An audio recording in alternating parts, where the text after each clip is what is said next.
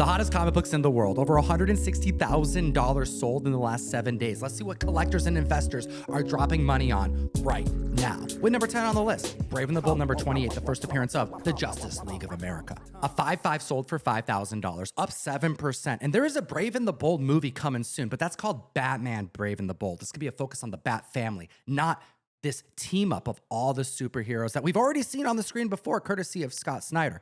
That was some cool stuff. We've also seen Starro on the screen, courtesy of James Gunn. And that's another first appearance in this blue chip book.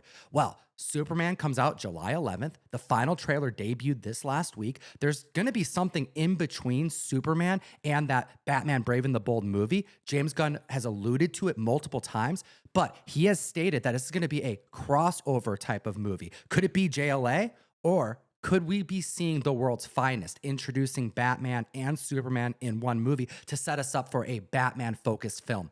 I'm leaning more towards that direction. Although that is heavy speculation because a lot of it depends on the success of Superman, we do know that Matt Reeves has completed the Batman 2 script over this last week, posting it on Instagram. So regardless of what may happen with the JLA, we know we're getting a lot of DC stuff coming over the next couple years. Number 9, Iron Man number 55. Most recognized because it's the first appearance of Thanos and Drax, but so many other characters and really 7 first appearances in this book, and we have now seen 5 of them hit either the TV screen or the movie screen. We had 5 sales above the 12-month average for over $3,000 spent on this key. The 8.5 sold for $850 this week. That's up 3%. Now, I mentioned this book in its appearance just because this also has the appearance of the Blood Brothers, 2 brothers there, and it ties into the Ironheart show. Because on that show, there's also the brother Sibs. Now, they're nothing alike or in any type of fashion from the comic book, but they're mentioned nonetheless. Is that driving this book? Probably not. But you know what was driving people to the chat last week and to leave comments? Was you telling people how much you loved this show. Most contentious thing I've said on the mic to start a fire in the chat was me saying that I thought this was a fantastic show, which I stand by. What did you think? I did watch it. I watched the 3 episodes. I don't think it's a perfect show. I don't think it's the worst show. I don't know much about these characters, but I'm starting to learn about them. And I mean, I get it. I get why people don't like what Marvel's doing on so many levels. And, you know, I agree with some of that, quite a bit actually. But watching the show, I don't see why there's so much hate.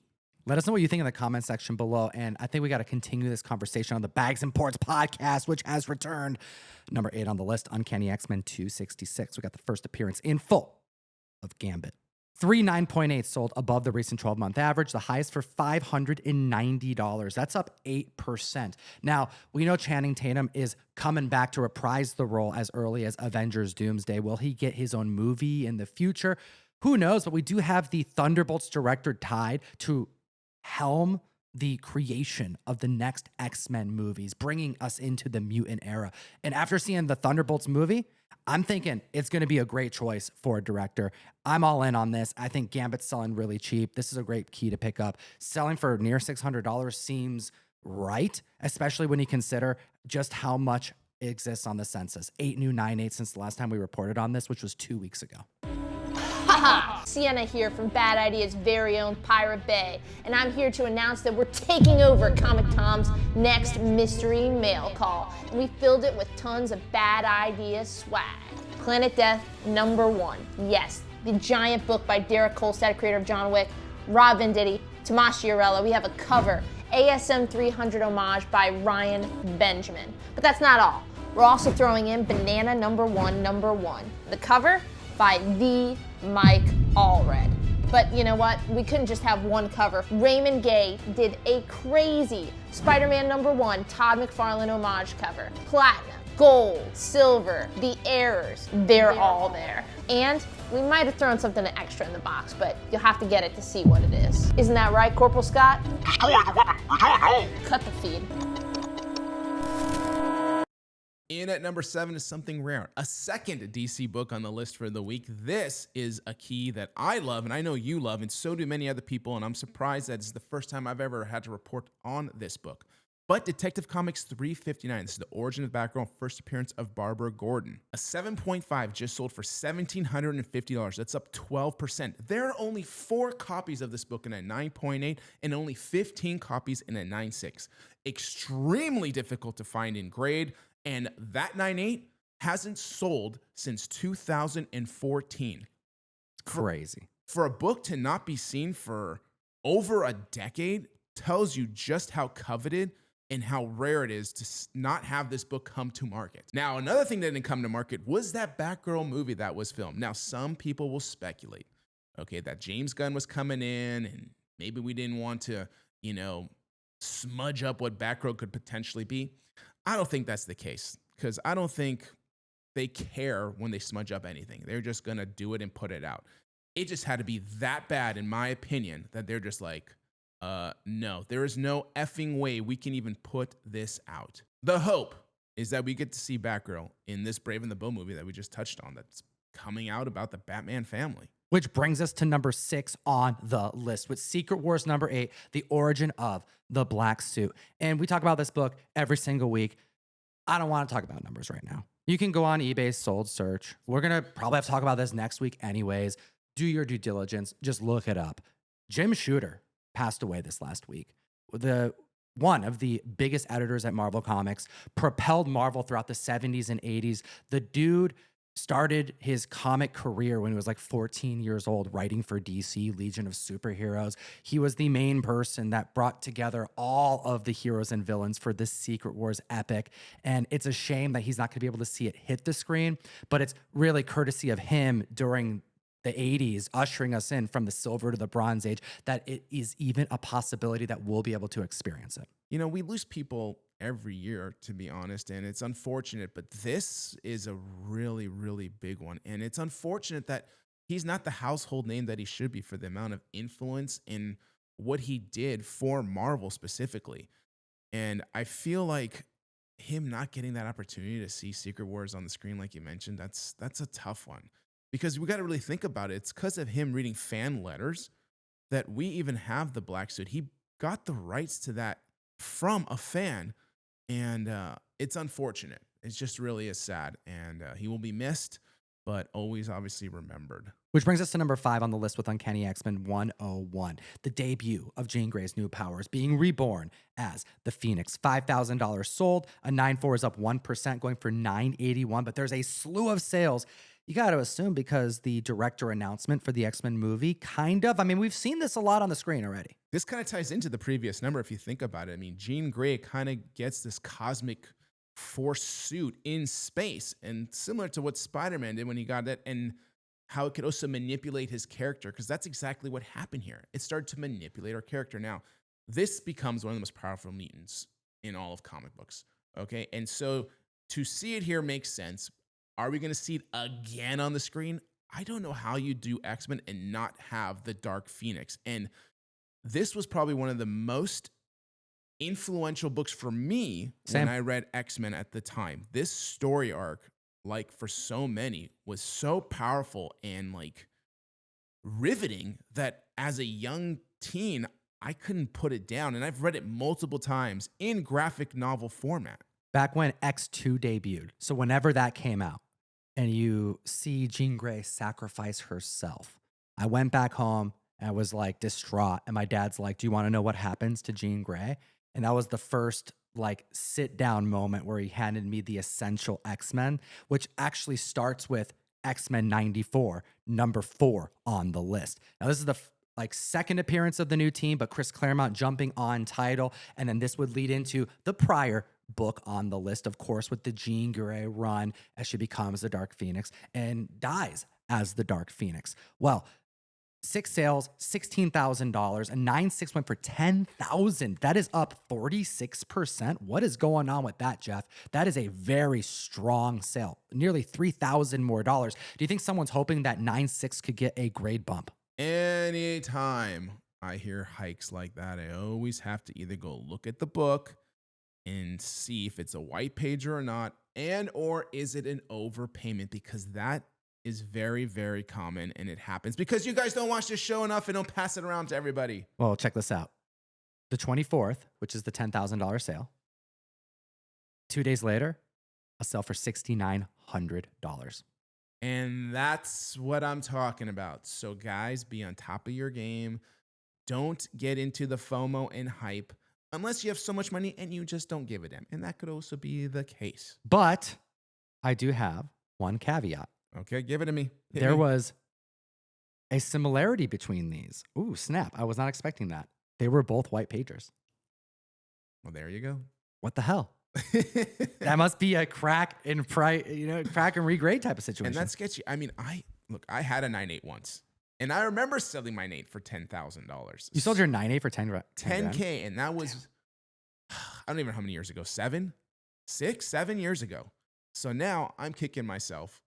But I had to do it. I had a store at the time. I had expenses. Well, I'm sure you regret selling that book, even though you needed to. Just like I regret selling this next one that I used to have at a 9.6. Number 3 on the list, Invincible, number 1. A 9.8 went for $4,900, up 26%. This book is holding strong. The IP is holding strong. Listen to all of these different sales from major keys from this IP just over this last week. Invincible 19, 9.8, $1,100. Invincible 110, the controversial issue, 9.8, $340. Invincible 60, that's the Spawn Savage Dragon crossover, 9.8, $305. Invincible 60, the scarce second printing, $600 and $700, both. All the major keys are selling for crazy heights right now. The show's already concluded, the most recent season, but we know we got a lot more to anticipate. Do you own any of these books? Even the second printings, I didn't realize they were that expensive. I don't even know what they would look like, but I know where I would go if I needed to. It would be Key Collector Comics. Download the app if you want to know first, second, and I don't know, third, fourth, 18th. I don't freaking know. But Key Collector does. Yeah, use code Tom101, support the show. Check out the Invincible categories. You can literally see all the keys all in one spot, easy to scroll. You click a button that says non-keys, and you can see every issue in the freaking run. IP, early appearances, true first appearances. I digress. Number 2 on the list is Amazing Spider-Man 129. John Bernthal joining the cast of Brand New Day has propelled this book like I haven't seen a Bronze Age book do on the Hot 10 in years. This book has become a staple on this list. $27,000 in 7 days. Holy. That's right. 9.6, 63.50, up 5%. Dude, you sold your 9.6 this week. I did. I sold my 9.6 Hulk 180, ASM 129, and a Luke Cage Hero for Hire as a set. Gave a discount and all, but I had it at around $6,000 average, and it was a white pager, so I hooked up somebody.